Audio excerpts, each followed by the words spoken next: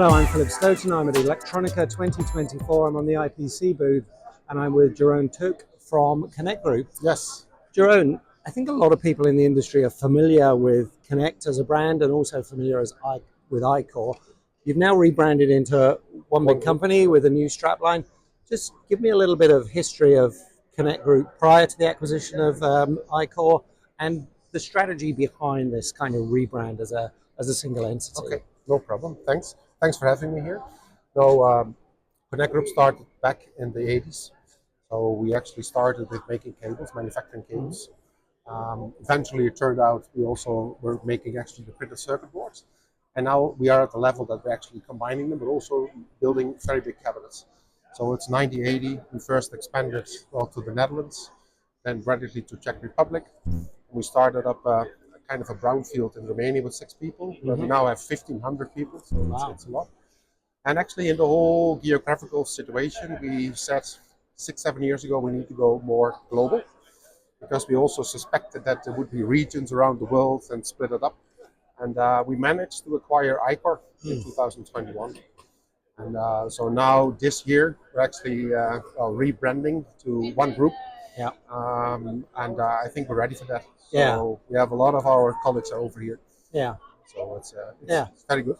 Yeah, it's an exciting time, and I think the rebrand's really interesting. And I think now, when I look at it from an OEM point of view, they're looking for a single entity that can pretty much resolve all their business. They're looking for some level of vertical integration, but they're also looking for a really agile footprint. You have the Mexico facility, you have Asia, you obviously have a very strong footprint here in Europe as well.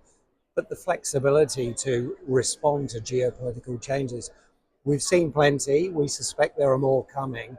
How important is that to the brands that you work with? Oh, it's very important. So what we are trying to do is that basically we have actually 4 regions. So we have 3 regions which are hard regions, and the 4th region is what we call our competence center. So it's the design and development, prototyping, test development. But the regions as such, it's for some parts, supply chain wise, their sourcing is somewhat linked together and somewhat not. China is separate. So we want to be very agile in that area as well. And what we see from the manufacturing, 5 years ago, the OEM said they had regions, but basically they were controlled mostly out of Germany. Yeah. But now you see more and more really decision making done locally. So we have adapted our structure already in January this year, where the profit and loss and the decision taking is done within the region, because agility is good, but also the decision taking should be done by them to act quickly. And our aim is to keep our corporate as small as possible. Of course, you need to have some, and it's all down to the regions. Yeah. So next step is we discussed our strategy last week also to align. We see a lot of investment needs in the infrastructure, the IT. Yeah. Although we are on a quite good level, but going from on-site more to cloud, making use of all new developments like AI. Yeah. First start with data gathering. Yeah. And that's what we've been doing the last 1.5 years, just to be sure that we're setting up the systems correctly. And as a confirmation, last week there were actually 3 words, but 2. One it's agility, and the other one is transparency. Yeah. Yeah. Because we are an important part of the supply chain. Yeah, absolutely. For sure. And that one thing is transparency. Yeah, and I think it's really valuable. We were talking earlier, and I was saying that I really like we talked a lot a few years ago about this glass factory concept, where you could see in the factory, see where everything was happening. But now it feels like we need this glass pipeline. We need to see what's happening all through the supply chain, because actually where we've struggled in the last few years post-pandemic is supply chain. It's not with our ability to make quality product we can do that. So actually taking data and synthesizing and using it for the supply chain is valuable. And what you're doing with having a small number of processes within corporate, but that being one of them, it's hugely valuable, because it does give you, that global visibility. You can see what's going on in all of your regions and all of your businesses as much Can't as see possible. all, but we want to be predictable. But you want to, And what we're actually aiming for is that all the data we have is from the past. Yeah.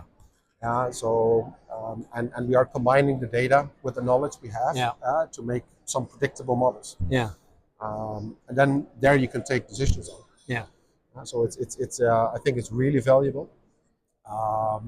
What actually strikes me is that after COVID, we were in that trajectory, but after COVID, it really got accelerated. Yeah, yeah, and it became more and more important. The word transparency, Yeah. hugely important. I think now an OEM really wants to see what's going on beyond you in the supply chain, so they can feel comfortable about that. And it's more about that than keeping an eye on you and making sure you're not making too much profit.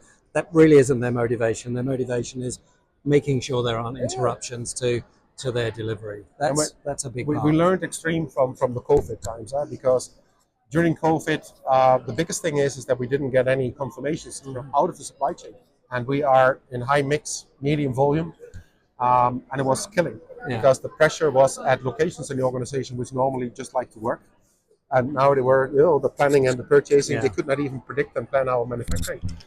And then we are using SAP, and we were just asking a simple question: can we, from our purchase order to the sales order, just get the visibility in the whole supply chain? And the answer was no. So we actually went in our data and said, okay, guys, we have to do it. Yeah. So in COVID times, we were able actually to, in all full transparency, say, this is your sales order and it's linked to this purchase order. Yeah. Yeah. Trying to get out of all the micromanagement discussions. Yeah, no, absolutely, it makes sense. I did visit your new facility in Guadalajara recently when I was down there for the SMTA event. Lots of investment going in there. Very impressive new plant. Great team down there. But my understanding is that plant's going really well. It's very busy. It's one of some good contracts. It's one of the few places where, if you want to talk about a positive message, in Europe it's kind of realistic negative. But every time I'm in Mexico, we're very blessed with the team there. They actually had this year actually, a full contract value order intake of 240 million euro plus. Wow. Yeah. So for the next 4 years, and we have a growth plan. We're also going to open something in the US next year. Yeah. So they have some challenges. Yeah. But it's we invested 15, 16 million, something like that. Euros. Yeah. No, it's exciting. And lastly, we've just gone through an election in the US. Yeah.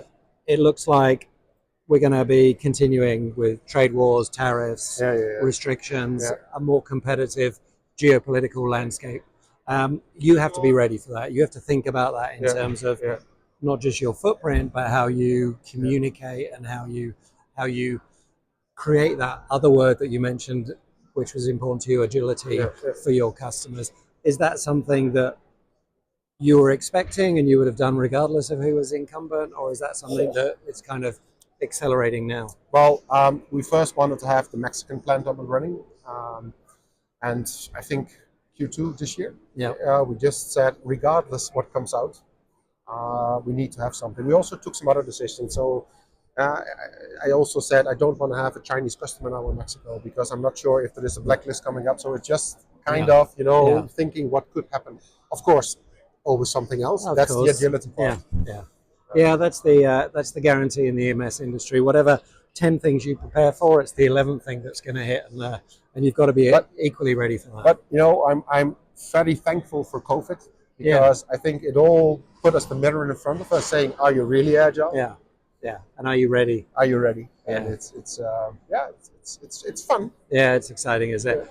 Congratulations on the rebrand. It looks really good. I'm looking forward to seeing it live in the factory next time I'm at one of your plants. But in the meantime, thanks for stopping by. Thanks for having me, Tim, too.